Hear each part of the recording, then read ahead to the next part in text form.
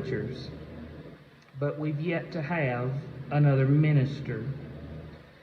When we think about ministry, our minds are so often turned to the pulpit, to the classes maybe that we're taking, or sermon and Bible class preparation.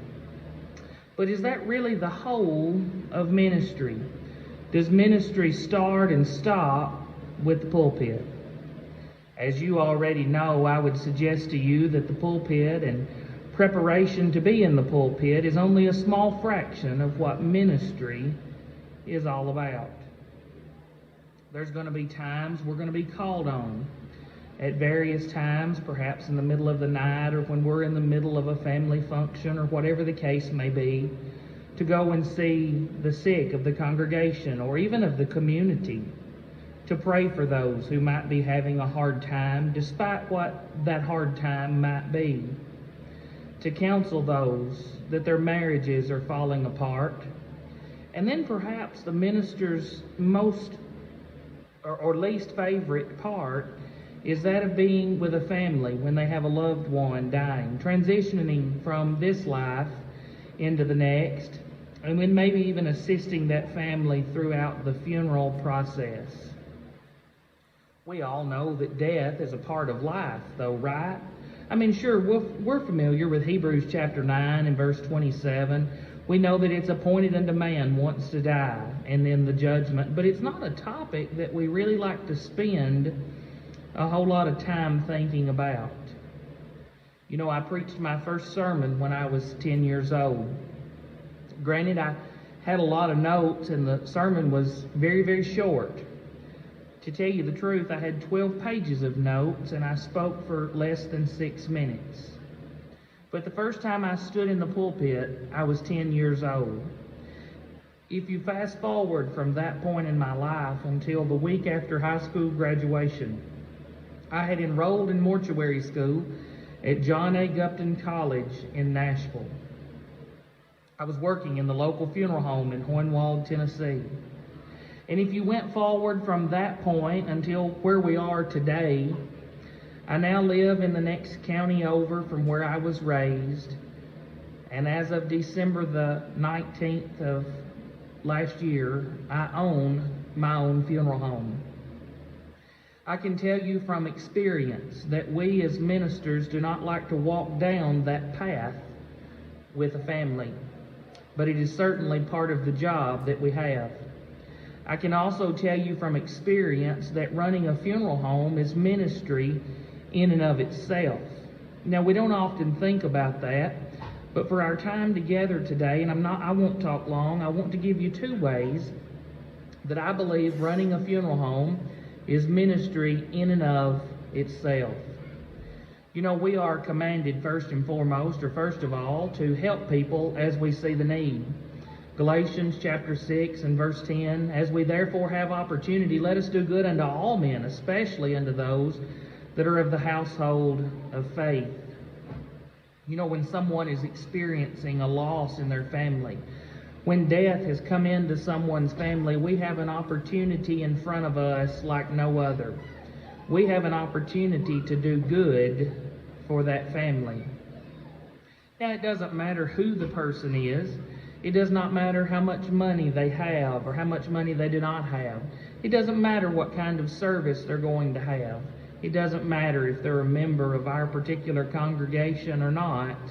We have an opportunity. We could look at Matthew chapter 25, where the question is asked, when did we feed you? When did we give you drink? When did we clothe you? When did we visit you in prison? To which Christ replies, even as you have done this to the least of these, you have done it unto me. Now, I wouldn't have you to think that I believe you have to be a funeral director in order to see an opportunity to do good. But let us be found taking every opportunity that we can to do good. Secondly, you know and I know that death has always been a hard thing to deal with. Death being hard to deal with is certainly not anything that's new. I'm reminded of Christ in John chapter 11 as he is found weeping with Mary, the sister of Lazarus. Death has always been something that mankind has had a problem in dealing with. I also think of Christ as he's facing his own imminent death.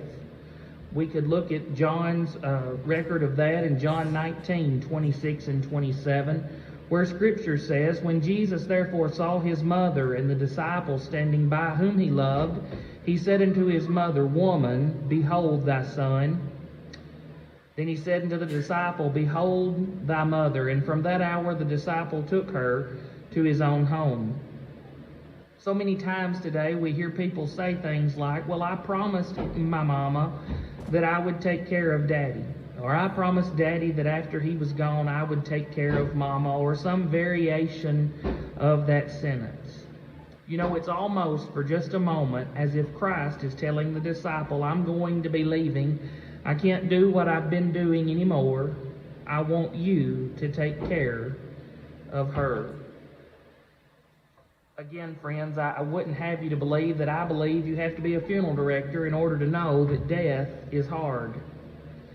But it is another way that my chosen profession really is a ministry.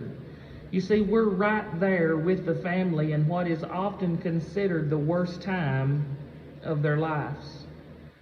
It's usually not long after they've gotten the call that their brother was killed in an automobile accident. It's usually not long after they've gotten the call that Mama or Daddy or Grandma or Grandpa or aunt or uncle or cousin or whoever it may be is no longer in this walk of life.